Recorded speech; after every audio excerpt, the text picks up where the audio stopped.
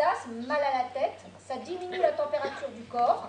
La consommation de cannabis a augmenté de 60% chez les jeunes depuis 2007, selon une étude de l'INSERM. 24% des moins de 16 ans ont déclaré avoir fumé au moins une fois par mois en 2011 et plus de 40% des jeunes de 17 ans interrogés ont déjà expérimenté le cannabis. Le cannabis est une substance que de plus en plus de jeunes commencent de plus en plus tôt. Et les jeunes consomment en pensant que ça va leur permettre de se détendre, ça va leur permettre d'aller mieux. Mais malheureusement, il y a tous les effets secondaires après avec des conséquences des fois irréversibles.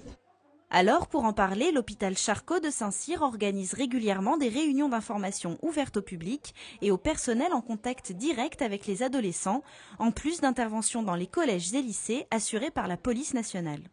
Il n'y a plus de cadre familial.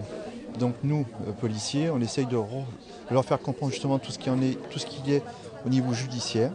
Donc on les recadre sur les interdits. Voilà.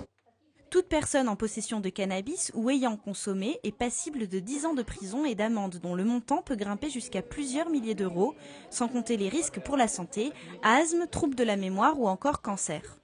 D'une manière générale, s'il y a un conseil à donner, il faut éviter la répression, l'interdiction. Il faut plutôt parler, dialoguer avec le jeune, signaler son inquiétude vis-à-vis de cette consommation qu'a le jeune, et puis essayer de l'emmener à consulter un professionnel pour se faire aider. L'hôpital Charcot organise toute une journée de sensibilisation sur l'agglomération de Saint-Quentin le 21 janvier prochain avec conférences et tables rondes ouvertes au public.